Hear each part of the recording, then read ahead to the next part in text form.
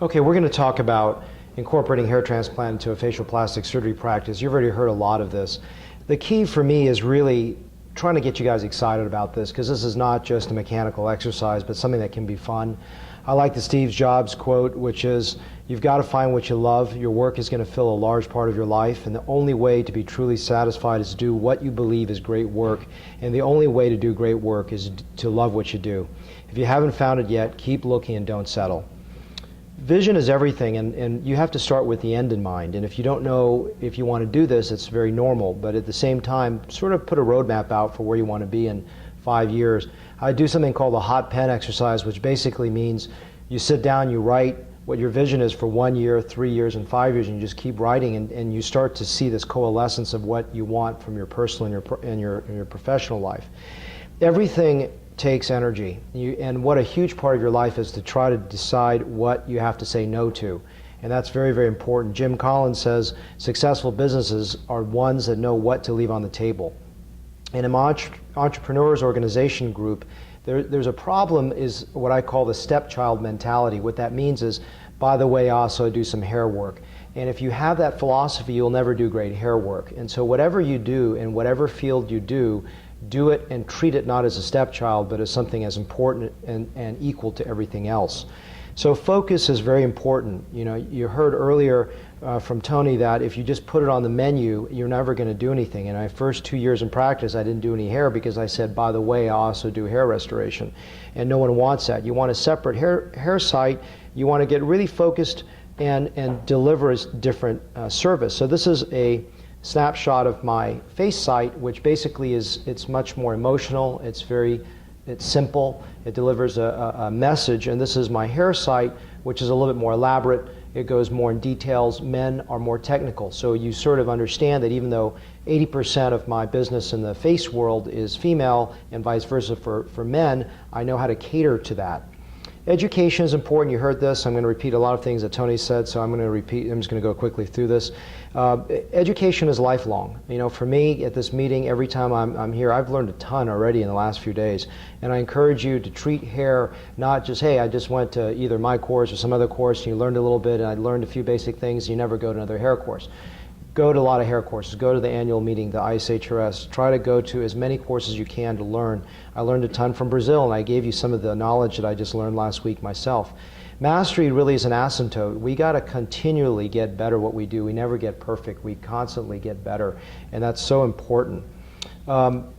Training is training your staff, and I like also what Tony said. I'm repeating a lot of it, which is you got to know every part of the procedure and get really good at it. And for me, a large part of the American Board of Hair Restoration Surgery was great because it taught me what I didn't know. I'm not a dermatologist. I don't know a lot about scarring alopecias. I didn't know what was unsafe.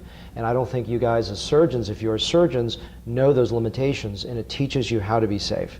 And that's a large part of what I try to do at the St. Louis course, is not just teach you how to operate, not just teach you about medicine, but teach you how to stay out of trouble and refer to the right colleagues when necessary. Actually, Jason was asking me earlier, how do you differentiate yourself in a competitive market? And that's going to be something that you've got to develop. What is your unique selling proposition? And so sit down and figure those things out, and then start going for those what's called long tail strategies, or hone down on the things that make you different. Some of the things I talk about is artistry, the fact that I use regenerative medicine techniques like PRP. I keep the same team. I don't outsource that. I'm able to give what's called level 2 conscious sedation, so that I can, in an accredited facility, I'm able to make an FUT procedure more comfortable. Those things that are important, you can hone out what your niche market is and develop that. But by all means, you have to understand this is not a bed of flowers, it is work. And everything you got to do to get great at it, you have to focus, and if you're going to be committed to it, it's not going to be a walk in the park. You're going to have to put work in it. I put the slide back up again, which is understanding the Norwood. I know this is repetitive, but I believe education is repetitive so that you can actually get this digested. And so it's very important to understand patterns and go look at them in nature, and you begin to get better at that. So artistry is really the key. As I was mentioning to you, the fun part of it, besides hairline design, is designing different types of patterns. And I really, really love now documenting my pattern designs, because that allows me to record what I did, and it also gives me a blueprint for my staff to evaluate.